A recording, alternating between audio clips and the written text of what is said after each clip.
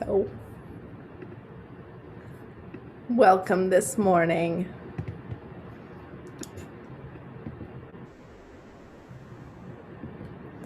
Our opening music is Where is the Love? It's by the Black Eyed Peas.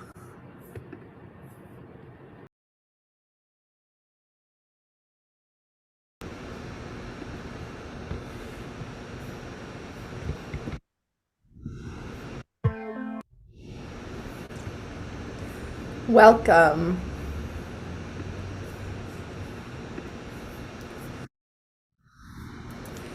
Good morning, friends. Welcome to the First Unitarian Universalist Church of Indiana, Pennsylvania. I'm the Reverend Elizabeth Mount. I'm so happy to be welcoming you here to our online worship community. And on behalf of the entire congregation, thank you for tuning in. You can find our YouTube channel at Pastor Elizabeth Mount on YouTube. And a couple quick notes about our online worship practice. If you're on the computer, you notice you can turn your own video on and off in Zoom. If you feel comfortable leaving your video on, I know for many of us, seeing one another's faces is an important part of how we feel connected on Sundays. So I encourage you to do that as you feel comfortable.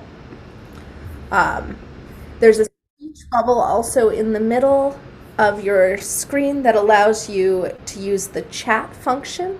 We use chat for joys and sorrows during our chalice lighting and for greeting one another at those times in our service.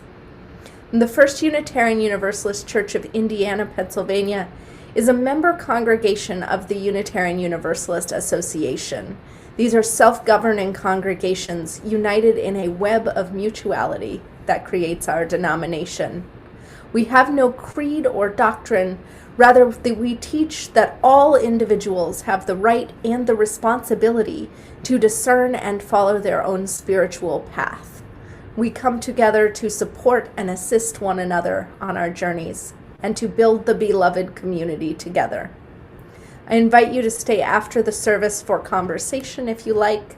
I'll open up the microphones and divide folks into small groups for coffee hour so you can check in about how you're feeling and what's on your hearts and minds. So now I invite you to take a breath and to settle yourself into a spirit of worship.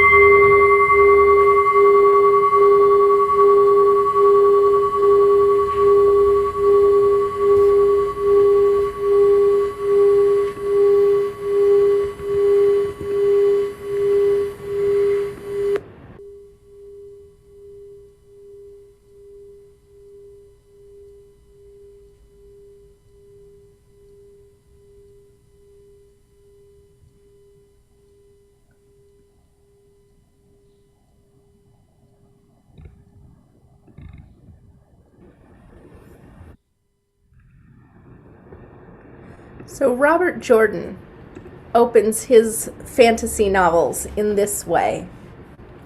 The wheel of time turns and the ages come and pass, leaving memories that become legend. Legend fades to myth, and even myth is long forgotten when the age that gave it birth comes to pass again.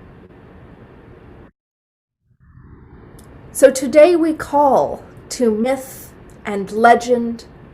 We call to the dreams of ages long gone past and the imagination of days that have never been in truth and yet which are real within our minds. We call to the creative spirit, the unbroken imagination, the divine dreams and the inspired artistry of fiction. The visions of reimagined past and future, sprouting, whole-formed like Athena, ready for battle against the mundanity, the banal, the everyday plodding of accepted practice. Today we call forth myth makers and lawbreakers, those who protest, those who reframe, those who believe in that which others say could never be, simply because it has not yet been done. Today we spin the wheel of time.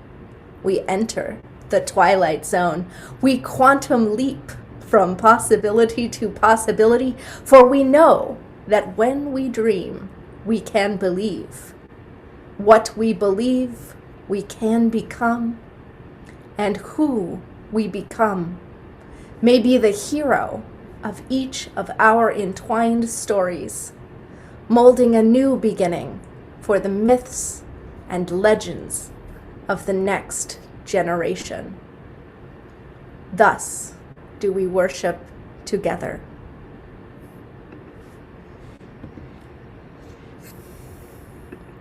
And now, if you have a chalice or a candle that you would like to light, you can do so now and type "the flame is lit" and where you are joining us from in your chat bar.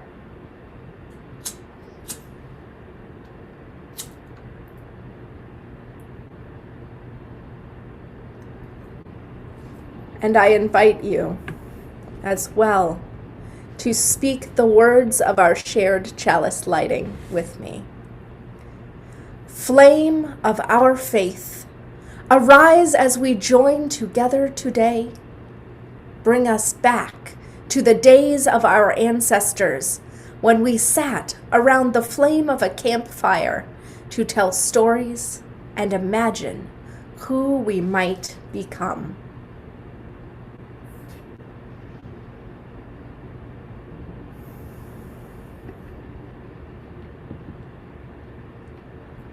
Our Time for All Ages is shared with us by Penny Vick. It is The Big Umbrella by Amy June Bates, written in collaboration with Juniper Bates. Good morning. So today's sermon, we'll be talking about our diversity as you use and how we can build a new way moving forward together. And I think the idea of the sermon is to think about us, our first you congregation, how we, and what can we do moving forward in this new year. So in thinking about that, I came across this quote from Bell Hooks around love ethic, and I thought, I'm so sorry, that is not the correct video. So let's give ourselves just a moment to live into the mystery. We'll go ahead and pass the piece while I pull up the video that should be in that space for you all, for our Time for All Ages. So I invite you to take a moment to greet one another in the chat bar and type a blessing. Peace be with you, or namaste.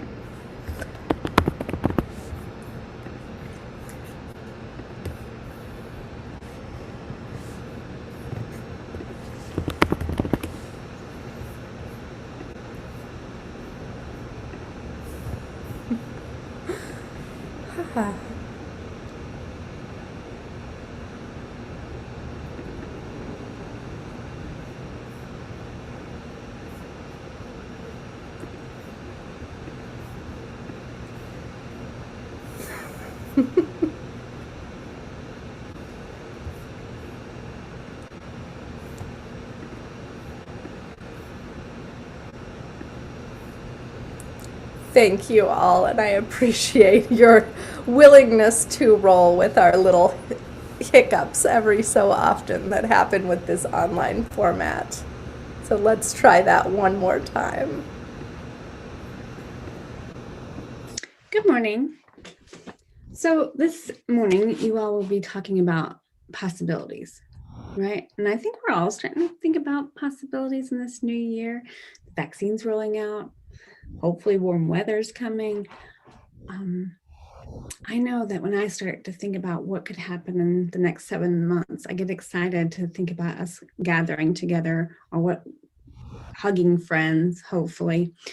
So I think this Sunday, whatever we can imagine, whatever world that is, we should work towards that, right? Right. So we don't have to just let it be a dream. We can actually take steps to make that happen. And as I read the story today, I want you to think about how us as a congregation can do that, right?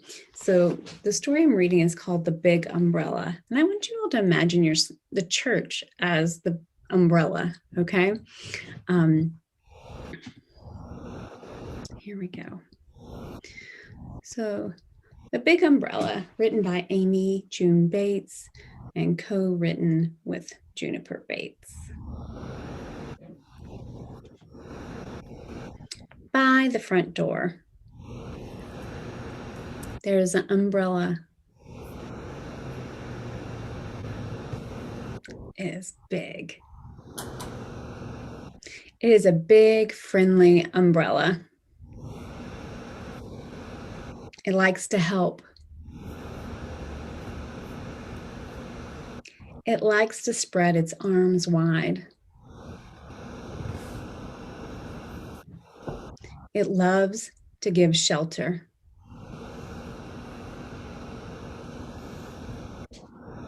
It loves to gather people in. It doesn't matter if you're tall or hairy or ballerina or plaid. It doesn't matter how many legs you have. Some people worry that there won't be enough room under the big umbrella. But the amazing thing is,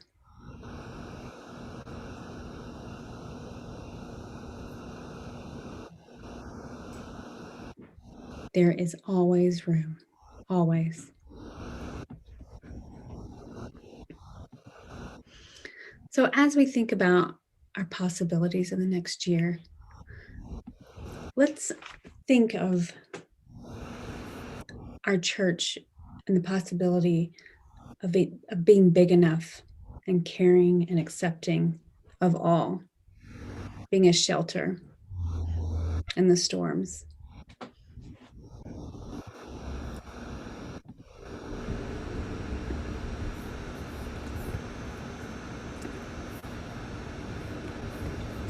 Blessed be. Thank you, Penny. And thank you all for being with us in the occasional mystery as things upload strangely.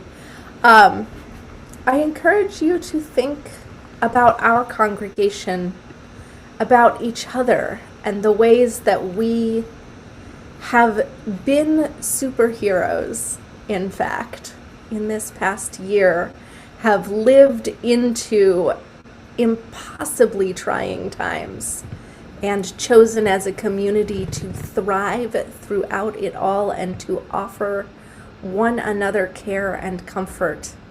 And in that vein, I invite you to join with us in a congregational hymn answering the call of love.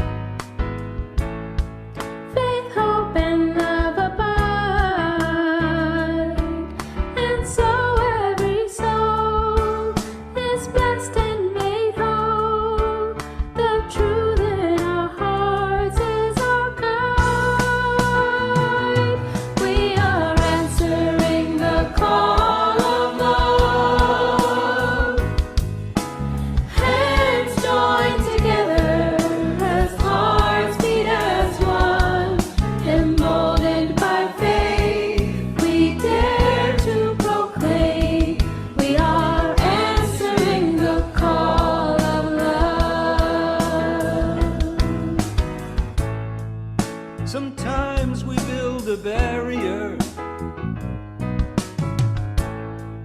to keep love tightly bound, corrupted by fear, unwilling to hear, denying the beauty we found.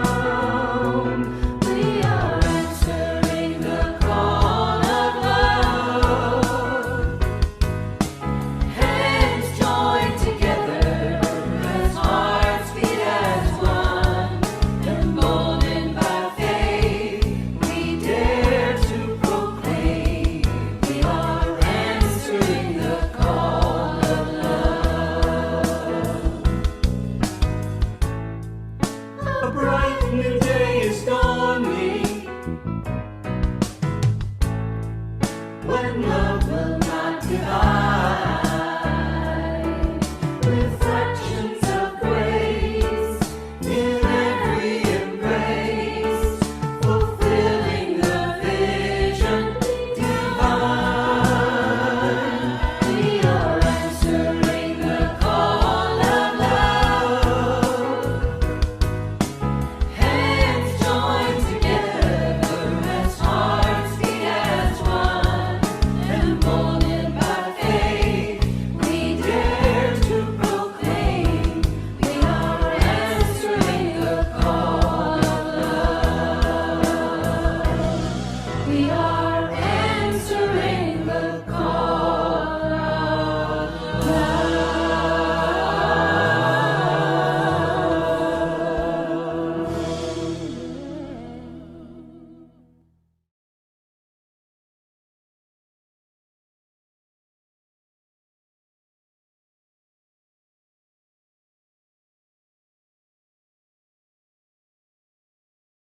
And now for our UU moment about Calvin and Hobbes. The author of Calvin and Hobbes, Bill Watterson, is actually a Unitarian Universalist, which is why we're going to talk a little bit about comics today. This one's Calvin writing, "When I grow up, I want to be an inventor. First, I will invent a time machine. Then I'll come back to yesterday and take myself to tomorrow and skip this dumb assignment." Calvin from Calvin and Hobbes is sort of our id. He's that bit in all of us that wishes that we could throw off our grown-up responsibilities and do what is deep in our souls, get muddy and messy, let our creative imagination go free without regard to the consequences. In a lot of ways, Bill Watterson is acting out some of our imagination, some of what is so great about Unitarian Universalism. The ability to use our direct experience to find wisdom, the ability to imagine new stories and find new meanings in old stories and myths. Now, Bill Watterson, I think, identifies more with Calvin's dad, who has to go to work and deal with the yards filled with zombie apocalypse snowmen and such each day. And yet, I think when we imagine who we might become as Unitarian Universalists in a community, it behooves us to think about all of the Calvins of the world, all of those people who perhaps are a little difficult, perhaps engage in conflict or send themselves on wild flights of the imagination without thinking of what the consequences might be to those around them, and yet have wisdom to teach us and creativity, and can teach you to play wonderful games if only we can find a way to include them in the community and to use their gifts instead of trying to stifle them as the evil teacher who spaceman Spiff often imagines as a blob alien trying to oppress him by making him do his schoolwork instead of imagining himself away to distant planets. So, as we say our UU7 principles, let us remember that unlike Calvin, we don't have tigers to be our friends, we have each other. And so we say these principles and we hold one another to them so that each of us can have fun, but play Calvin ball within some rules that keep us all safe and well. So as Unitarian Universalists, we covenant to affirm and promote these principles. We honor the inherent worth and dignity of every person. We practice justice, equity, and compassion in human relations. We accept one another and encourage spiritual growth, support the freedom to search for what is true and right in life, ensure all have a vote about matters which concern them, work for a peaceful, fair, and free world, and care for planet Earth, the whole share with all living things.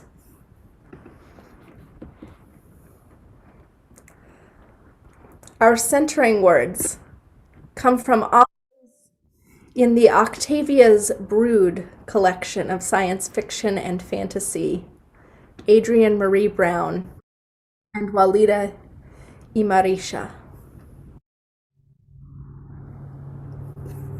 They say,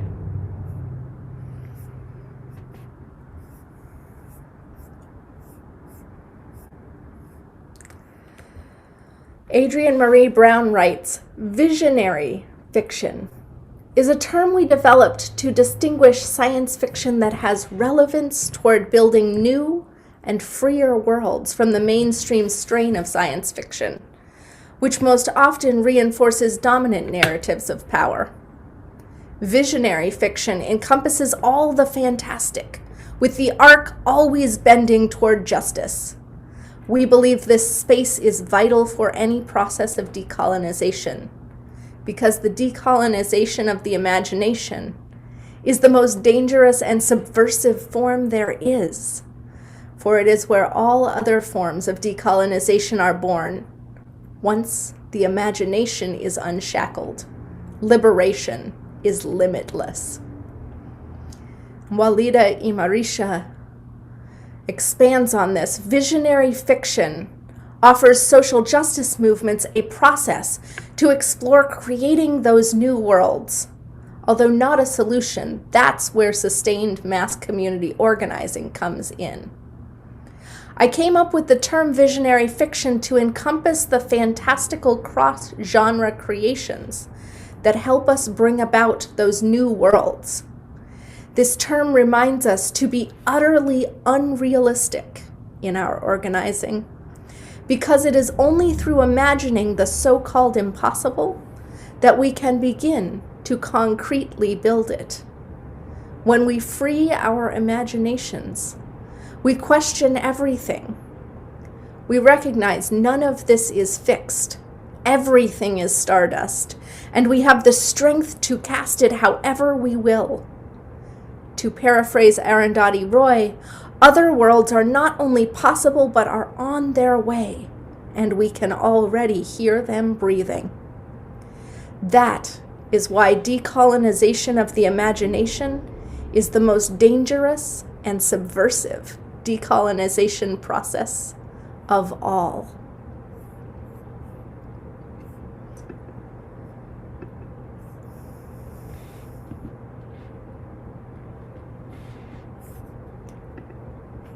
At this time, we shift a little bit to the moment where we celebrate with our community the joys of our lives, where we hold tenderly one another's sorrows. So if you would like, you may type your joys and sorrows in the chat bar during the music that follows.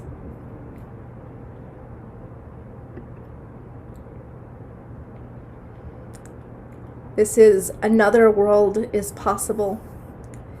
It's arranged by the Flowbots and brought to us via the Justice Choir.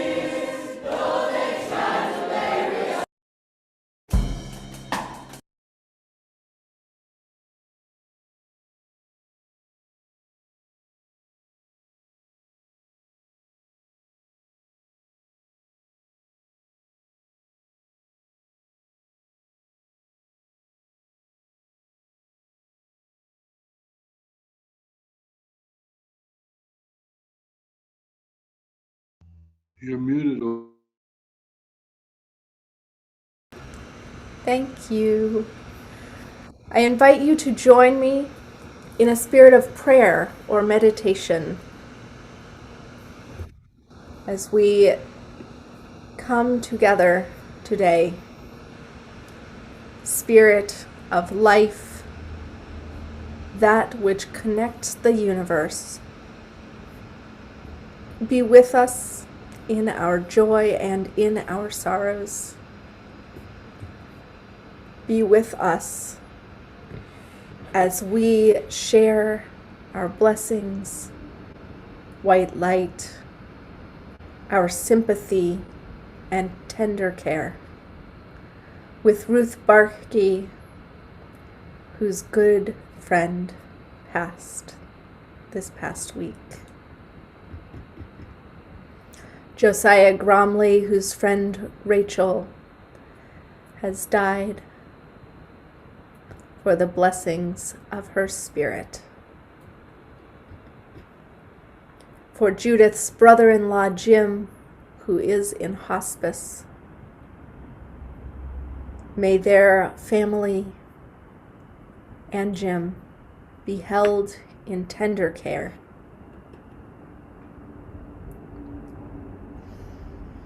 May we hold room for all those sorrows and the many more which exist in the world around us, knowing that sorrow shared is a burden eased. And may we also hold room for hope and for joy, for the hope of vaccines coming soon, as we hear of folks in our own community finally getting their first shots, knowing that every person who is protected is one more life that shall thrive, one less burden on our healthcare systems, one more way in which healthcare workers will have their burdens eased. May we be thankful for not only our own health, but the health of the world and all those around us. And may we be grateful that even as snow flies, we know that January is over today. Jeffrey Bowden gives a special thanks for this. And spring will be on its way soon, offering us opportunities to get outside, to be warm, and to be with one another again at a safe distance. And so, may we hold on to these blessings of now and for the future. May we know that the world still turns, that people still live, that joy is still there for us now and again. So may we hold tight to that. And may our days be blessed, may our sorrows be eased, and may we have peace each day.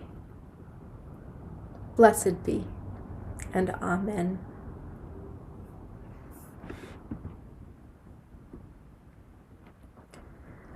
This is the time in our service where we take a moment to give back, as we have been given blessings and lifted up by this congregation. We hope that you also will take a moment to give. Today and for the entire month of January, we share our plate with the Alice Paul House, which assists those who are experiencing domestic or family violence. And we hope that by doing so, by being a part of our greater community efforts, that we are doing our part to uplift the beloved community and make the world that we dream is possible. So if you'd like to give on PayPal, you can give to office at firstuu-indianapa.org, or you are welcome to contact the office at that same email address and talk with Holly to find out from her other ways that you can give.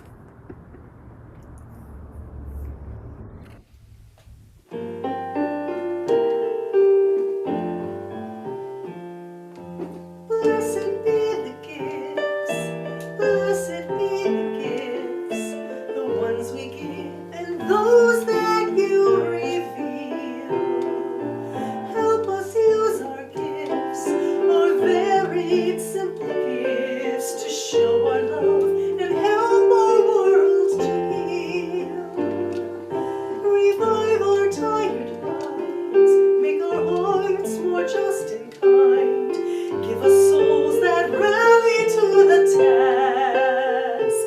Fight for justice, help us teach, help us act and care and reach out to others with a hand for them to clasp.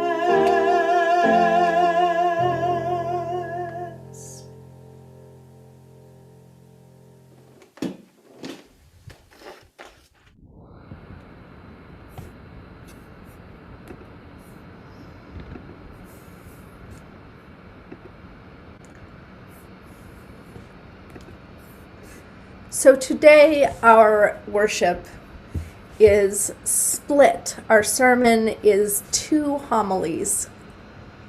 The first, We Are Unstoppable.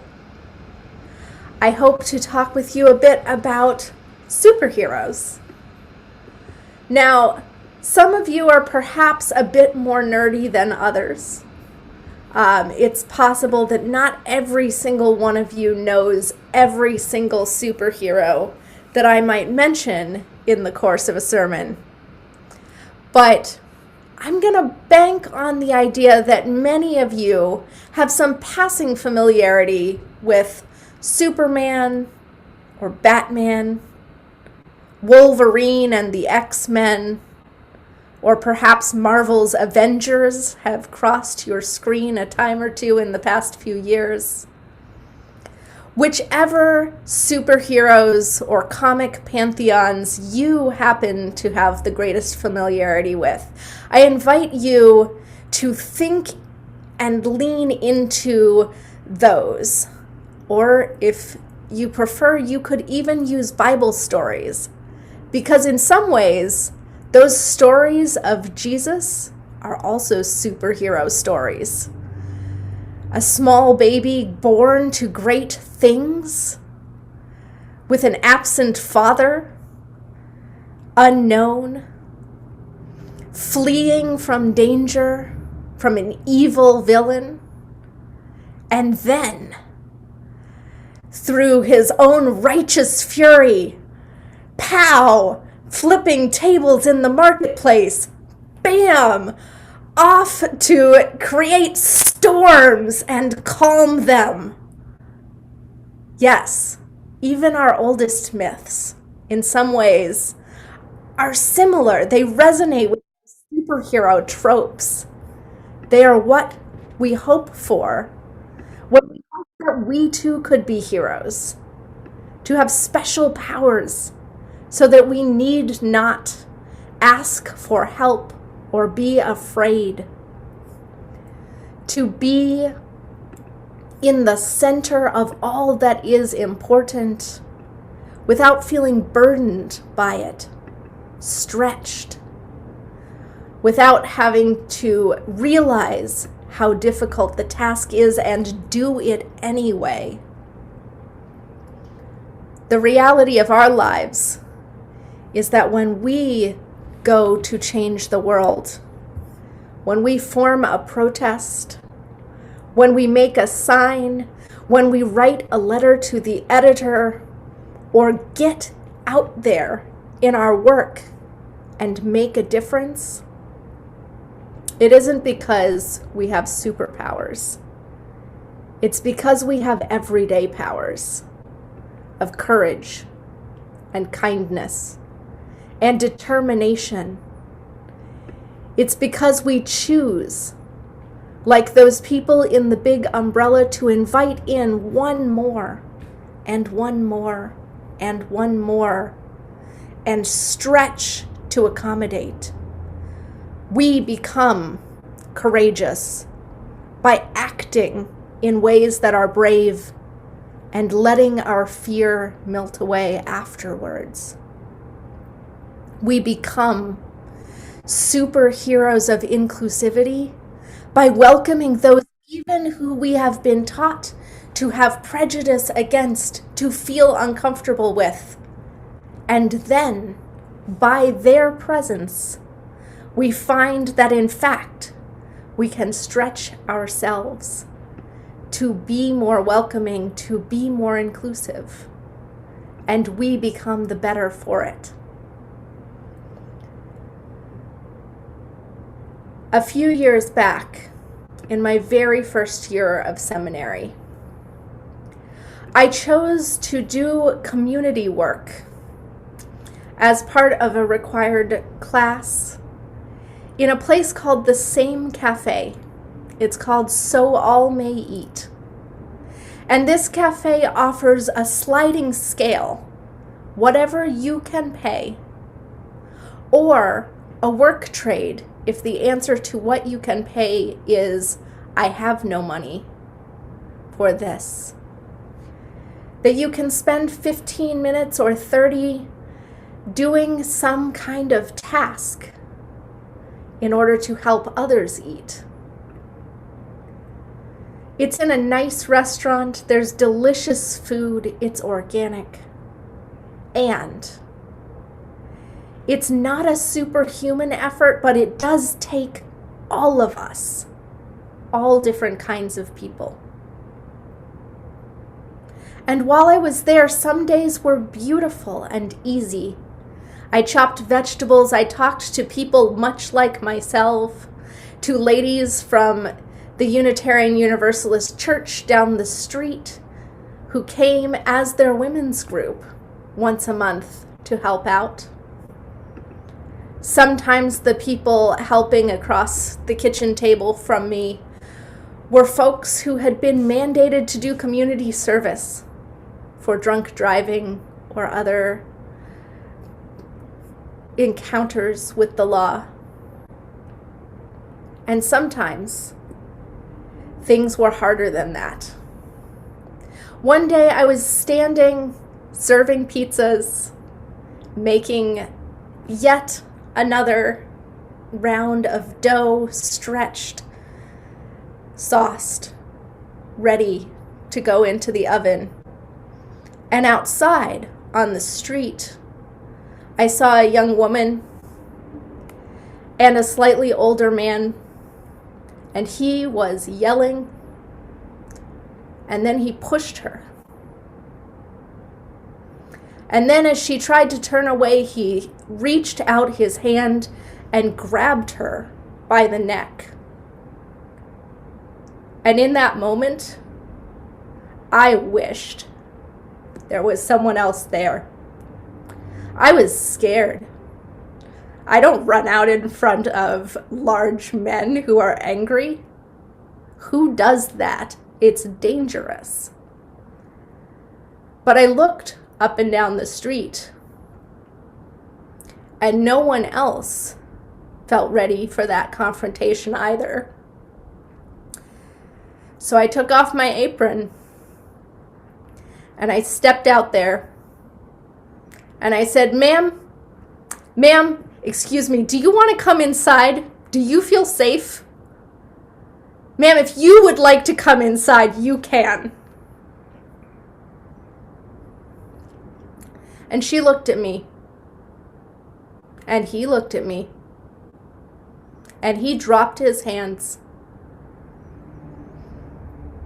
And she said, oh, I'm okay. So many women are trained, well trained, to keep the peace, even in those situations when there is danger. But as soon as I stepped out, what I realized looking back across the street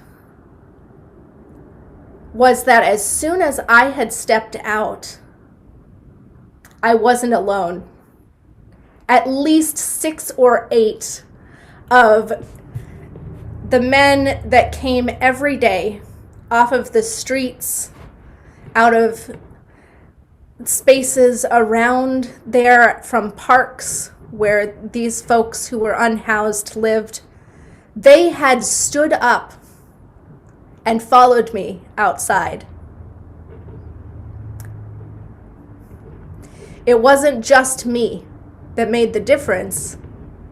It's that I had unwittingly, by signaling that I was ready and willing and able to lead, I had set up my own gang of the Avengers. There was a whole group of people ready to make sure that this person who'd been making them pizzas for a couple months was going to be okay, and so was whoever else was on that street and needed their protection. Because we didn't have time to wait around and see if someone else would fix it. We needed to lean into that and make it happen. And that's the thing. We don't have to be superheroes. We do have to be part of a community that is super. Whether it's Deadpool trying to maybe, kind of, sort of join the X-Men, I guess, or the Incredibles bonding their family through special superpowers, the Umbrella Academy and their bunch of weird and wacky. What we need to be unstoppable, to be a superhuman superhero force, is a collective behind us. And the willingness to take that first step, make that first move into leadership.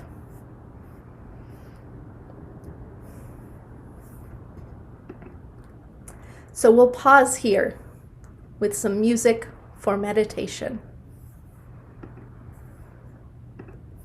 I invite you during this time to think about what it is that makes you unstoppable. Who is your band of superheroes? What are your superpowers that are perfectly ordinary?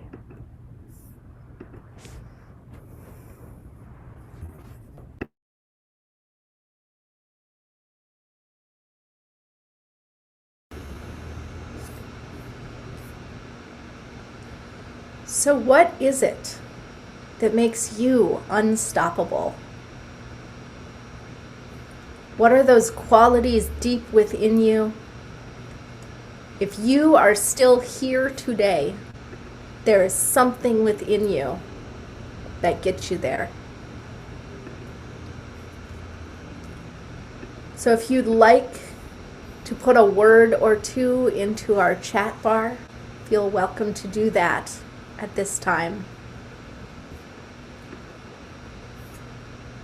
What is it? What is it that brings you hope?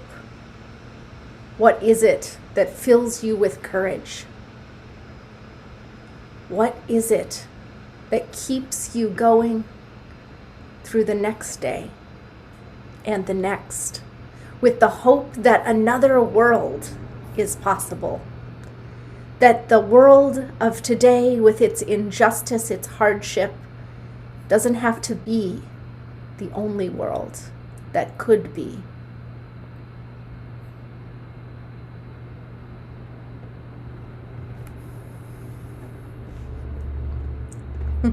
Pure chutzpah. All right.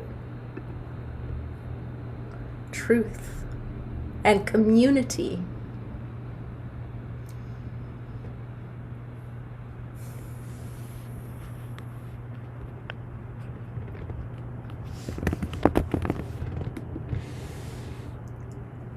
faith, grandkids, pets, hope for justice and truth, tenacity, love reflected back, more hope and courage, love, determination, grand girls.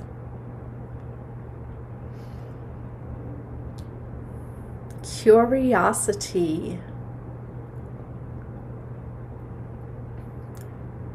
fear, even being a stoic,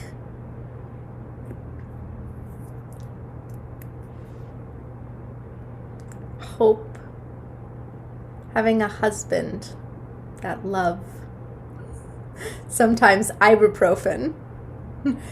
Yeah.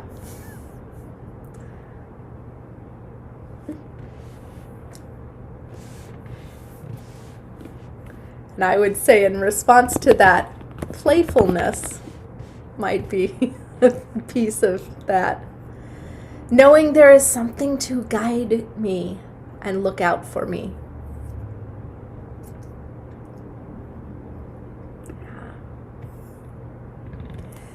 Thank you all. It is so many different things that keep us going, that keep us imagining the world that could be. It is the myths of our past. It is the hope for a future. It is the need for there to be something different. And it is community. When we think of another world that is possible, we may think of the church. There's a quote in Unitarian Universalism. Church, the congregation, is where we go to practice being human.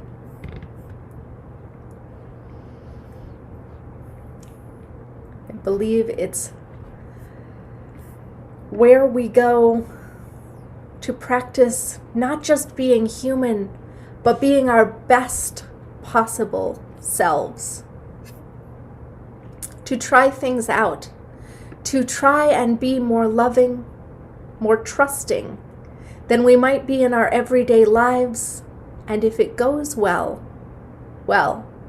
perhaps we could try it the other 6 days of the week.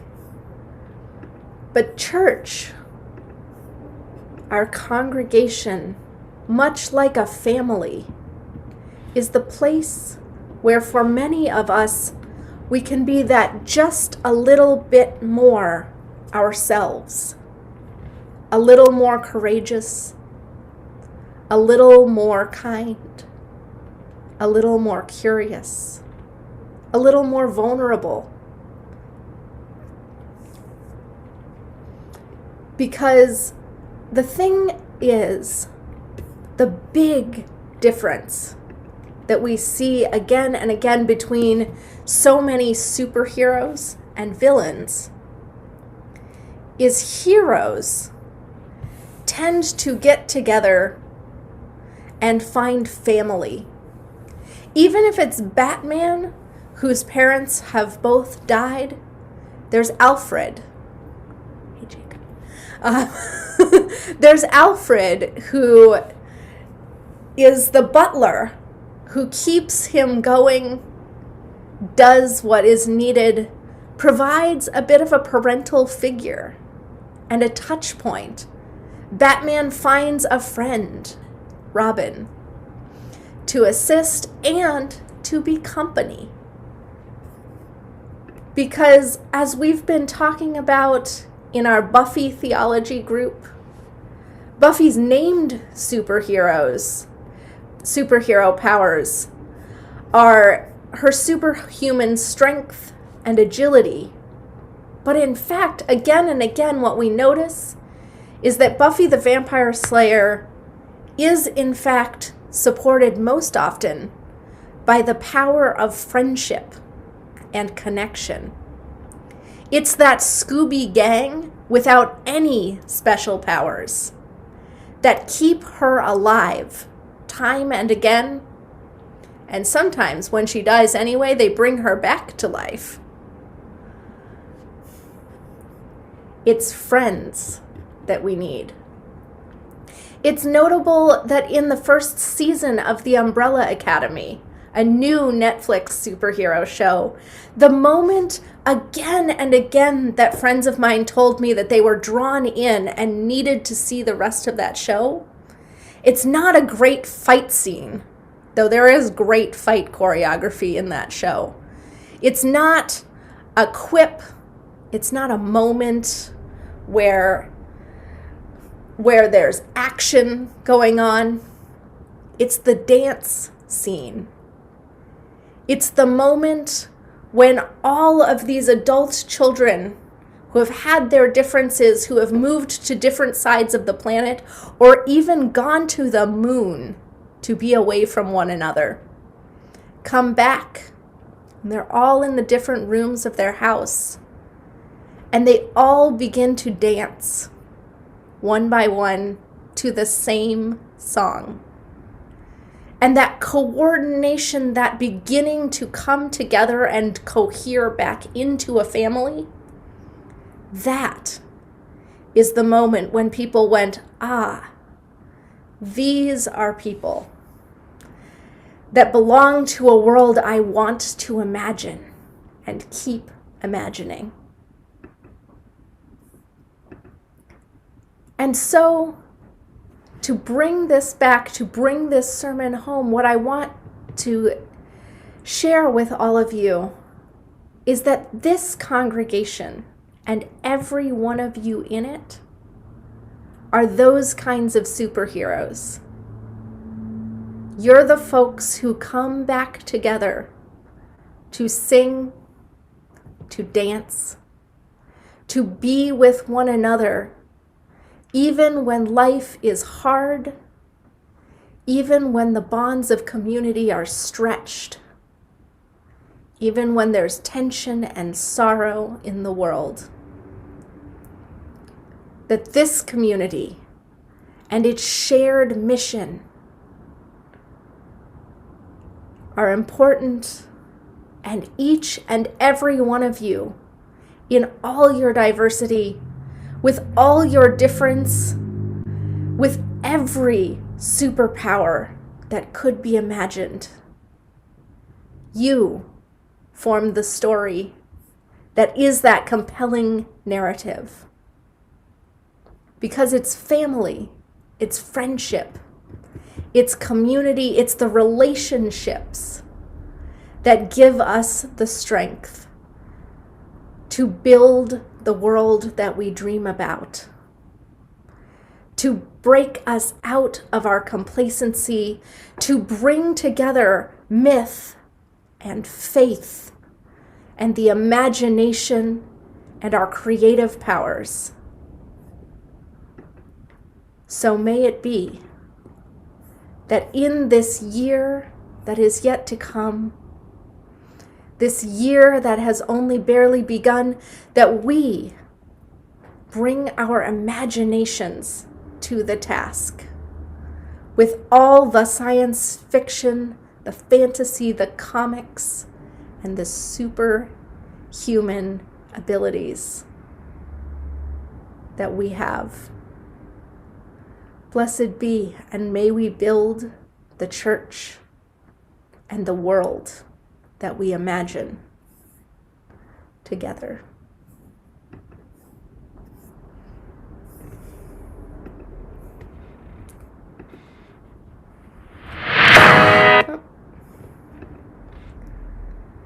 Our closing hymn is "We Are Building a New Way," and I invite you to sing along.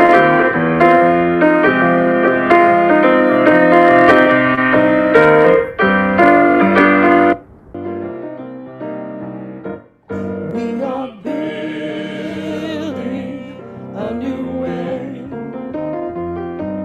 We are building a new way. We are building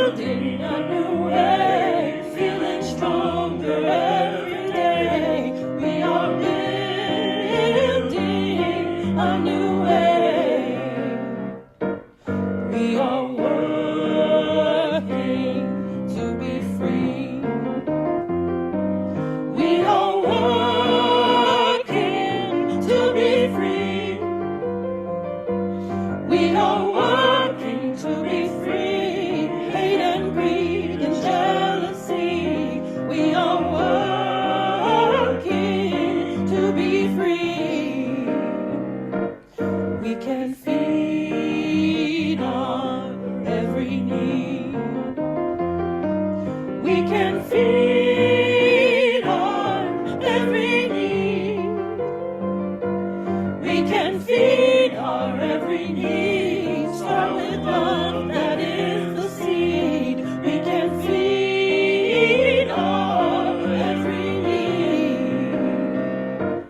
Peace and freedom is our cry. Peace and freedom is our cry.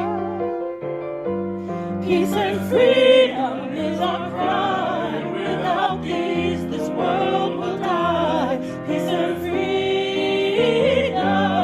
is our cry. Peace and freedom is our cry.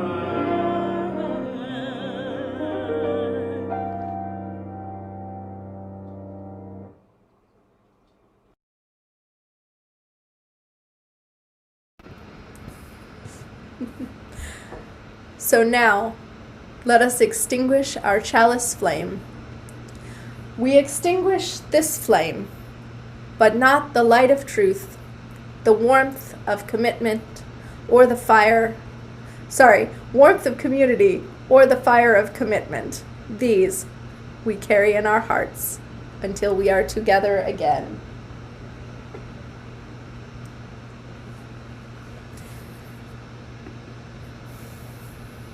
Thank you for being a part of our shared worship.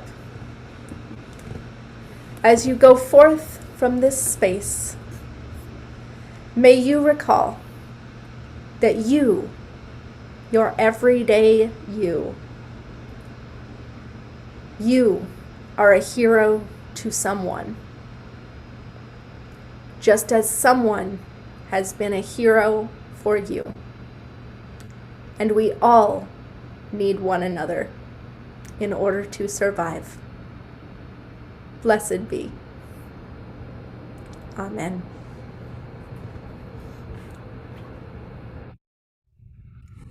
And if you are from the Ligonier congregation and you'd like to put Ligonier in the chat bar, we'll go ahead and sort